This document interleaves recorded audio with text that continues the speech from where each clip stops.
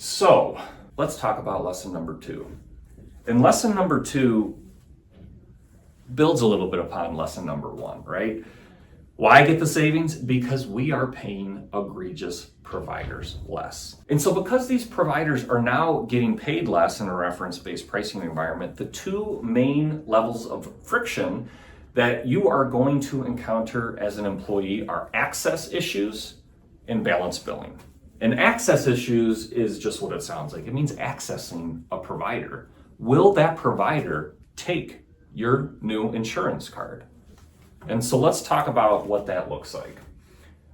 Access issues, it means you're getting turned away at the point of service. I think what surprised me most about reference-based pricing was I had always heard about balance billing, right? People get freaked out over a balance bill because you owe more than you feel like you should owe.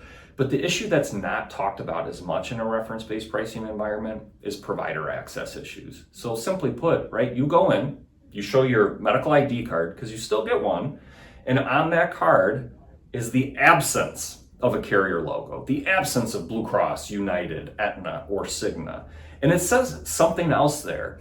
And that provider at the front office is looking at that and they're saying, I don't recognize this insurance. And to them, in their head, what that means is I don't exactly know how I'm going to get paid. And because we don't know how and how much we're going to get paid, guess what? We're going to turn you, patient, away. And that's, in my opinion, the most disruptive thing that can happen. Even more than a balance bill, because what is more disruptive on you need to get care, you go, you make the appointment, you get into the appointment to see your doctor, and when you show up, they turn you away. And so you're expecting to get care, you don't get care, you leave feeling exactly like you did, and you're confused. Well, what do I do next?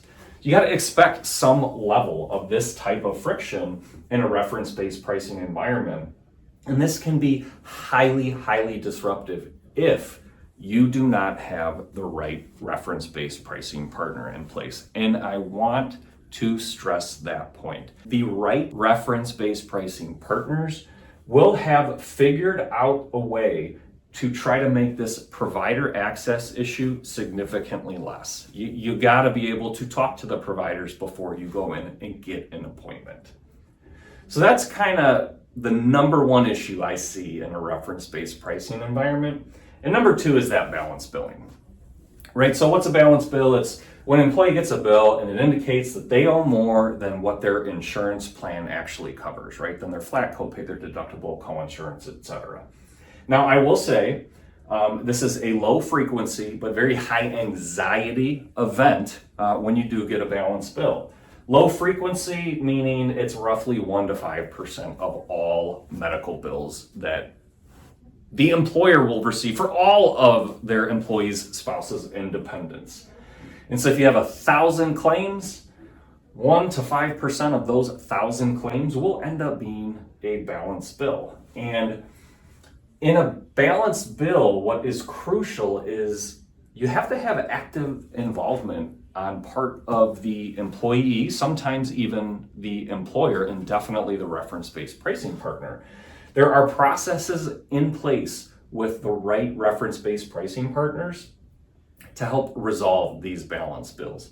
It's likely going to help with the anxiety employees have if they get one. It won't eliminate it, but you got to expect some level of balance billing. Just make sure you got the right reference-based pricing partner in place to actually handle those balance bills.